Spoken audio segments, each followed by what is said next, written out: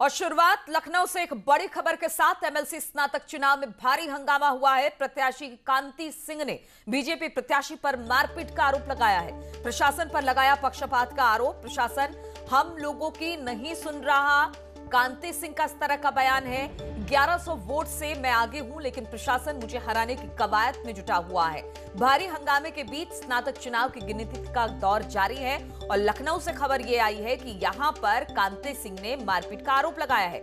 BJP उम्मीदवार पर यह आरोप लगाया है। हम आपको बता दें कि एमएलसी स्नातक चुनाव में इस वक्त भारी हंगामा चल रहा है। प्रत्याशी कांति सिंह ने बीजेपी प्रत्याशी पर मारपीट का आरोप लगाया। प्रशासन पर पक्षपात का आरोप लगा रहे कांति सिंह। उन्होंने कहा कि हम लोगों की कोई नहीं सुन रहा है। 1100 वोट से मैं आगे हूं, लेकिन प्रशासन मुझे हराने की पूरी तरह से कोशिश कर रहा है। यानी कहीं ना कहीं प्रशासन पर सवाल करते हुए कांति सिंह। भारी हंगामे के बीच इस वक्त स्नातक चुनाव की गिनती का दौर जारी है।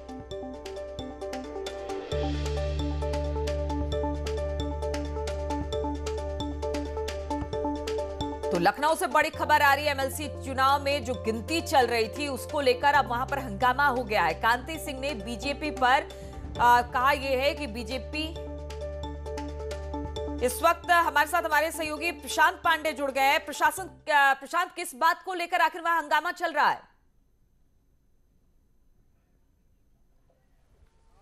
देखिए नीलू, मैं बता दूं कि एमएलसी स्नातक के जो है पूरी तरीके से मतगणना चालू है और जिस तरीके से वोटों की गिनती चालू है, तो अभी 1100 वोटों से कांति सिंह का कहना है कि उन्होंने 1100 वोटों से वो आगे चल रही हैं। लेकिन अब बीजेपी प्रत्याशी और समर्थकों के द्वारा हम लोग के साथ मारपीट की जा रही है और जब इसकी शिकायत हम प्रशासन से कर रहे हैं तो प्रशासन कोई भी इसकी सुध नहीं ले रहा। ऐसे में मैं 1100 वोट से आगे हूँ, लेकिन प्रशासन की वजह से अब मैं 700 का मेरा अंतर रह गया है। प्रशासन कहीं ना कहीं मुझे हराने की कवायद कर रहा है। ये तमाम गंभीर आरोप जो है कांति सिंह के द्वारा प्रशासन पे लगाए जा रहे हैं और प्रशासन का रवैया पूर्णतया पक्षपात का है। तो ऐसे में भारी हंगामे के बीच में चुनाव में इस तरीके से वोटों की गिनती का दौर जारी है और कांति सिंह के द्वारा बराबर आरोप लगाए जा रहे हैं। अभी बीच में बात की जाए तो भारी हंगामे को देख करके पुलिस फोर्स वहां पर तैनात की गई थी और हंगामे को शांत कराया गया था। जो कांति सिंह के समर्थक थे उनको समझा बुझा करके प्रशासन के द्वारा तितर बितर किया गया था। ऐसे में वोटों की गिनती बराबर चालू है और अभी हंगामा शांत है। लेकिन जो बड़ा आरोप कांति सिंह के द्वारा लगाया जा रहा है प्रशासन के ऊपर, ये गंभीर सवाल है कि बार बार जिला प्रशासन अधिकारियों से कल की भी बात करें तो ये बिल्कुल चलिए आपके पास आएंगे। कांति सिंह ने क्या कहा है वो भी हम अपने दर्शकों को जरा सुनाते हैं। जिस तरह से पोलिंग के दिन सारे विधायक, सारे मंत्री, इनके सारा मतलब जो है पार्टी के पदाधिकारी, भाजपा के सब लोग हमारे लोगों को पकड़ पकड़ के थाने में बंद कराते रहे, जिससे इनके वोट न पोल हो। फिर भी लोगों ने जम के वोटिंग की।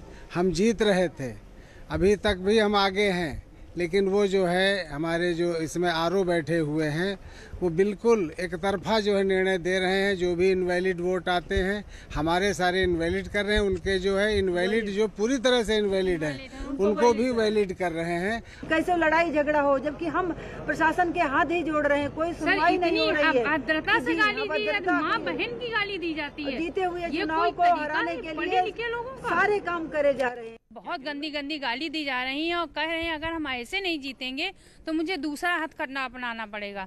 आप लोगों को मैं भगा दूंगी, एक तरफा मैं चुनाव करवा लेंगे। उनके कार्यकर्ता बराबर कह रहे हैं, बराबर कर रहे हैं। और प्रशांत लगातार हमारे साथ जुड़े हुए हैं। प्रशांत, अगर कांति सिंह की बात की जाए तो वो सरासर प्रशासन पर इल्जाम लगाते दिखाई दे रही हैं। उनका ये कहना है कि उनकी सुनवाई कहीं नहीं हो रही है। इस पर प्रशासनिक अधिकारियों से किसी तरह की कोई बातचीत हुई है क्या आपकी?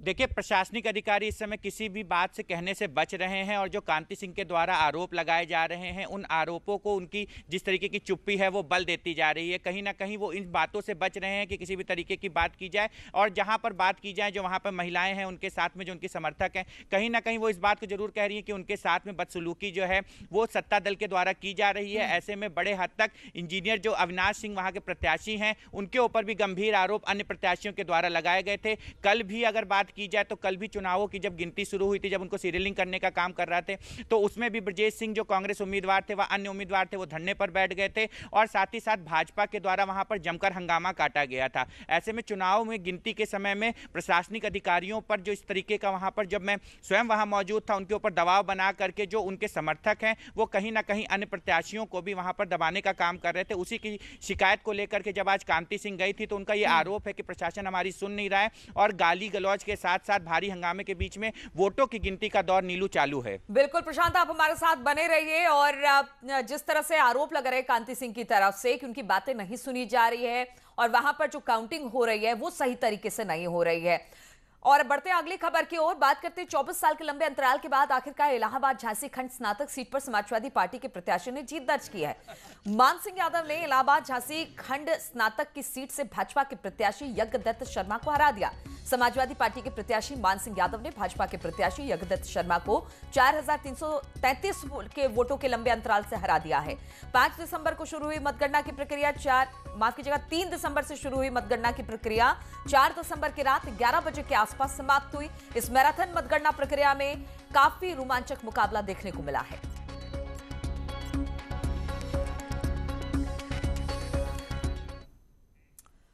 और उत्तर प्रदेश के 37,000 शिक्षक अभ्यर्थियों की आज नौकरी पक्की हो जाएगी। सीएम योगी आदित्यनाथ।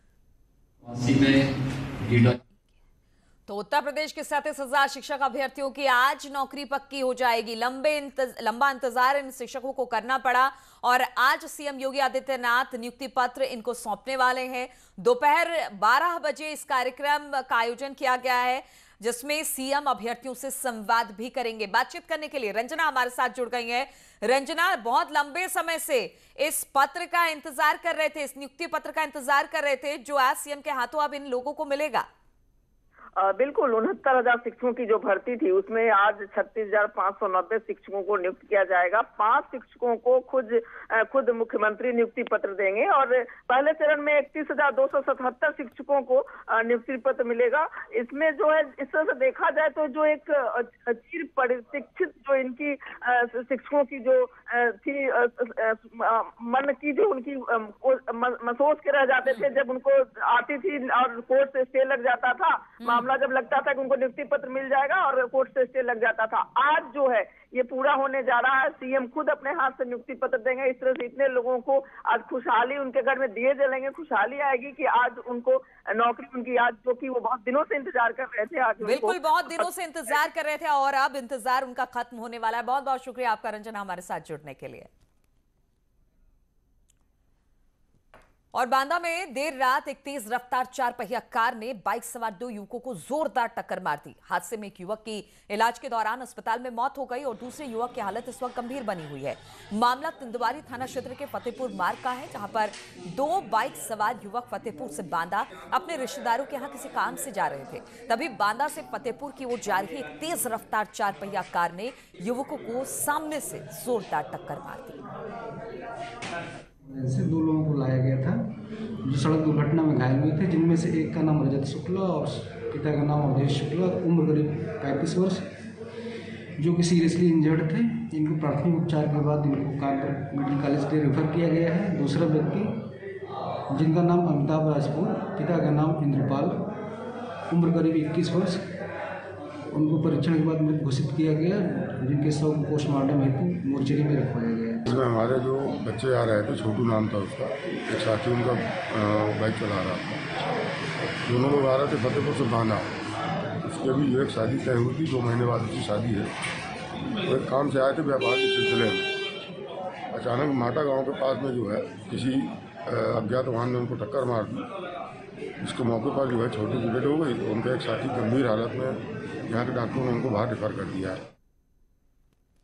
और कोरोना को लेकर प्रधानमंत्री मोदी ने कल सर्वदलीय बैठक की और बैठक के बाद प्रधानमंत्री मोदी ने विपक्ष के साथ साथ देश को संबोधित भी किया और बताया कि अगले कुछ हफ्ते में वैक्सीन तैयार हो जाएगी। प्रधानमंत्री नरेंद्र मोदी ने वीडियो कॉन्फ्रेंसिंग के जरिए कोरोना वायरस पर सर्वदलीय बैठक को संबोधित किया। उन्होंने कहा कि सबसे सुरक्षित और सस्ती वैक्सीन को लेकर पूरी दुनिया की नजर भारत पर है। पीएम मोदी ने कहा कि विशेषज्ञों का अनुमान है कि अगले कुछ सप्ताह में कोरोना वैक्सीन तैयार हो जाएगी। एक्सपर्ट्स ये मानकर चल रहे हैं कि अब कोरोना की वैक्सीन के लिए बहुत ज्यादा इंतजार नहीं करना पड़ेगा। माना जा रहा है कि अगले कुछ हफ्तों में कोरोना की वैक्सीन तैयार हो जाएगी। सर्वदलीय बैठक में पीएम मोदी ने बताया कि health care workers, frontline warriors और बुजुर्गों को कोरोना वैक्सीन का सबसे पहले डोज दिया जाएगा। पीएम मोदी ने कहा कि केंद्र सरकार राज्य सरकारों से वैक्सीन की कीमत पर भी चर्चा कर रही है। पब्लिक हेल्थ का ध्यान रखते हुए इस पर निर्णय लिया जाएगा। साथ ही पीएम मोदी ने बताया कि वैक्सीन को लेकर एक सॉफ्टवेयर भी डेवलप किया गया है और देश में वैक्सीन लगाने के लिए अच्छा नेटवर्क तैयार है। और कोरोना काल में सरकार के अलग अलग विभागों की ओर से जनता को हर संभव मदद दी जा रही है। वहीं इटावा का डाकघर भी जनता की इम्यूनिटी पावर बढ़ाने में जुट गया है।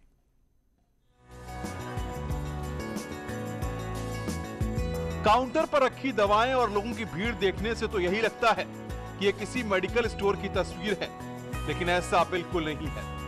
यह है इटावा का प्रधान डाकघर, जहां कोरोना काल में जनता की इम्यूनिटी पावर बढ़ाने की मुहिम चल रही है। डाकखाने के रूटीन काम के अलावा विभाग ने ग्रामोद्योग सेवा संस्थान के प्रोडक्ट के बिक्री की जिम्मेदारी संभाल रखी है, जिसमें इम्यूनिटी बढ़ाने वाली औषधियों के साथ काढ़ा और सैनिटाइजर शामिल है। डाक विभाग ने इस संक्रमण से बचने के लिए जो मेघदूत ग्रामोद्योग सेवा संस्थान के साथ एक पैक्ट किया है, उस पैक्ट के तहत उनके प्रोडक्ट हम डाक विभाग के काउंटरों से सेल कर रहे हैं, जिसमें बॉडी की इम्यूनिटी पावर बढ़ाने के लिए काढ़े हैं, टैबलेट हैं। यही नहीं, प्रधान डाकघर में कॉमन सर्विस सेंटर पहले से ही चल रहा है। इस सेंटर में आम आदमी अपने अलग अलग बिल जमा करते हैं और इसी सीएससी में गंगोत्री का गंगा जल भी मिलता है। इन सुविधाओं के साथ अब इम्यूनिटी सिस्टम मजबूत करने के लिए औषधियों की भी बिक्री की गई है, जिसे जनता का अपार समर्थन मिल रहा है। डाक विभाग के इटावा मंडल द्वारा कोरोना काल 23 मार्च जब से लागू हुआ है, उसमें बहुत ही सहयोग प्रदान किया गया है। जाहिर है, जहां पूरी दुनिया कोरोना की महामारी से परेशान है, वहीं डाकघर की पहल काबिले तारीफ है। न्यूज़ 18 के लिए इटावा से दिनेश शाक्य की रिपोर्ट।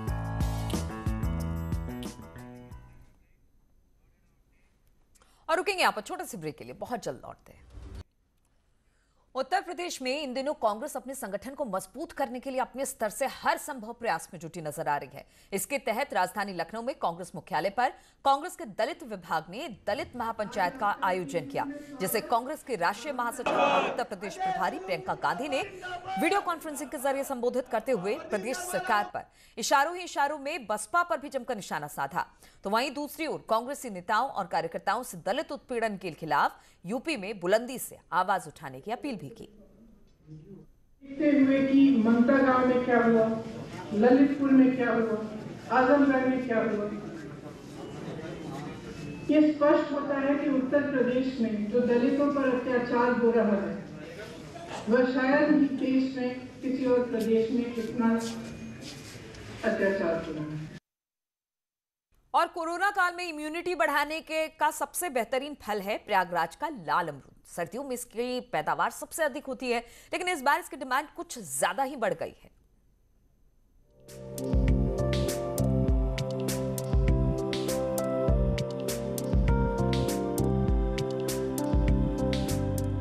सेब की तरह सुर्ख लाल प्रयागराज के अमरूद की पहचान देश के साथ साथ विदेशों में भी है। अमरूद के लिए मशहूर प्रयागराज में लाल सेबिया और सफेदा को खरीदने के लिए लोग दूर दूर से आते हैं। न्यूज़ 18 की टीम ने भी इस विशेष अमरूद की मंडी का जायजा लिया। तीर्थराज प्रयाग की पहचान जहां यहाँ के संगम से है, वहीं इसकी दूसरी पहचान यहाँ के अमरूदों से है। यहाँ पर वैसे तो कई वैरायटी के अमरूद पाए जाते हैं, लेकिन ये जो लाल सफ़ेद सुरखा अमरूद है, जिसको सेबिया अमरूद भी कहते हैं, इसकी खासी डिमांड रहती है और ख़ास तौर पर कोरोना काल में इसकी डिमांड बढ़ी हुई है। दरअसल अमरूद में वो औषधि गुण पाए जाते हैं, जिनकी वजह से ये पेट के लिए काफ़ी फ़ायदेमंद होता है और इसको इम्यूनिटी बूस्टर माना जा रहा है। और अक्टूबर नवंबर के महीने में जब इसकी फसल आती है, तब इस तरह से यहाँ पर इसका मार्केट लगता है और दुकानदार बताते हैं कि प्रतिदिन 40 से 50 क्विंटल की यहाँ पर मांग है और वो मांग पूरी नहीं हो पा रही है, इतनी डिमांड यहाँ पर है। हालांकि इस बार पैदावार कम है, लेकिन इसका रेट इस बार बढ़ा हुआ है। और जो इसकी रंगत है उसके बारे में आपको बताएं कि कौशाम्बी और प्रयागराज जिले में होता है और जो गंगा यमुना की दोआबे की मिट्टी है, उस मिट्टी में यह पाया जाता है और जब जैसे जैसे कोहरा बढ़ता है, इसकी रंगत और बढ़ती जाती है। जाहिर है इस मंडी में लाल अमरूद को देखकर हर किसी के मुंह में पानी आ जाएगा। तो इन्हीं तमाम खबरों के साथ इस बुलेटिन में फिलहाल इतना ही। रुकेंगे छोटे से ब्रेक के लिए, लेकिन ब्रेक के बाद भी लगातार यहाँ खबरों का सिलसिला जारी है।